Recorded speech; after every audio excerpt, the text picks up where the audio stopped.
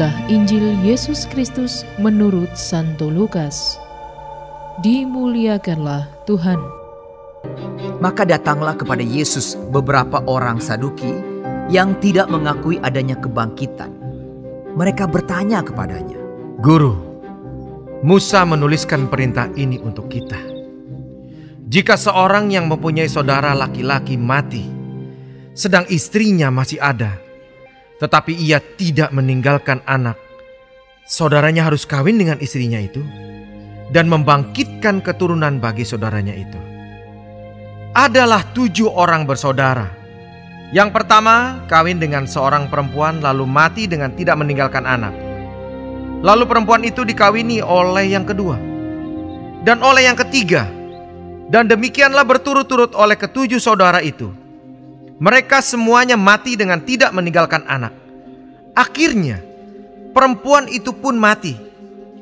Bagaimana sekarang dengan perempuan itu? Siapakah di antara orang-orang itu yang menjadi suaminya pada hari kebangkitan? Sebab ke-7-nya telah beristrikan dia." Jawab Yesus kepada mereka, Orang-orang dunia ini kawin dan dikawinkan. Tetapi mereka yang dianggap layak untuk mendapat bagian dalam dunia yang lain itu dan dalam kebangkitan dari antara orang mati, tidak kawin dan tidak dikawinkan. Sebab mereka tidak dapat mati lagi.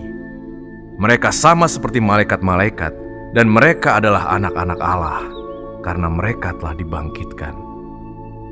Tentang bangkitnya orang-orang mati, Musa telah memberitahukannya dalam nas tentang semak duri, di mana Tuhan disebut Allah Abraham, Allah Ishak, dan Allah Yakub. Ia bukan Allah orang mati, melainkan Allah orang hidup. Sebab di hadapan Dia, semua orang hidup. Mendengar itu beberapa ahli Taurat berkata, "Guru, jawabmu itu tepat sekali." sebab mereka tidak berani lagi menanyakan apa-apa kepada Yesus.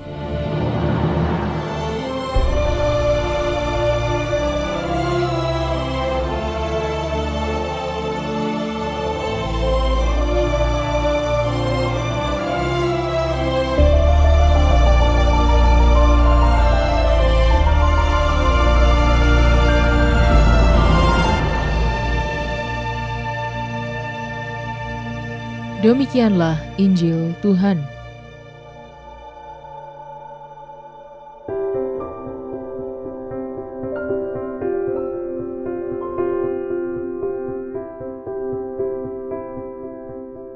Sikap mementingkan diri.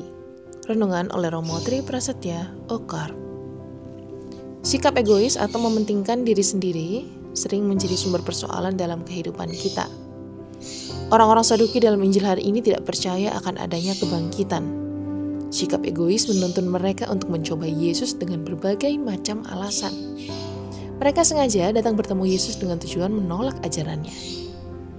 Yesus mengetahui rencana jahat orang-orang Saduki dan berusaha membuka pikiran mereka bahwa seseorang yang dianggap layak menerima kebangkitan tidak akan kawin dan dikawinkan. Sikap orang Saduki merupakan cermin dari orang yang hanya mementingkan diri sendiri. Ia berusaha menguasai orang lain demi kepentingannya sendiri. Hal ini telah dialami oleh Yesus. Orang Saduki ingin menunjukkan bahwa pendapat mereka yang paling benar. Mereka tidak percaya kebangkitan orang mati. Bahkan mereka mencoba mencari contoh lewat kehidupan yang menggambarkan situasi di dunia dengan surga. Dalam kehidupan sehari-hari, kita perlu untuk lebih teliti dalam menyelesaikan persoalan. Kita perlu kembali menjunjung tinggi nilai kebenaran. Kita bisa belajar dari sikap Yesus yang tetap memegang teguh mana yang benar dan bagian mana yang perlu diperbaiki. Kita tidak perlu bersikap seperti orang-orang Saduki yang berusaha menolak ajaran Yesus karena tidak percaya akan adanya kebangkitan orang mati. Sebagai orang beriman, kita diajak untuk terus berjuang menjadi agen-agen yang mementingkan kebutuhan bersama di tengah masyarakat. Kita tidak perlu mencari-cari kesalahan orang lain hanya karena kepuasan diri sendiri.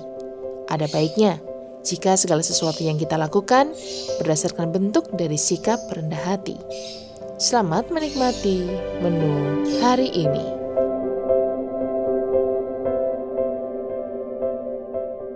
Renungan juga bisa Anda baca selengkapnya di Cafe Rohani edisi bulan ini. Dengarkan juga renungan ini di radio.karmelindomedia.com.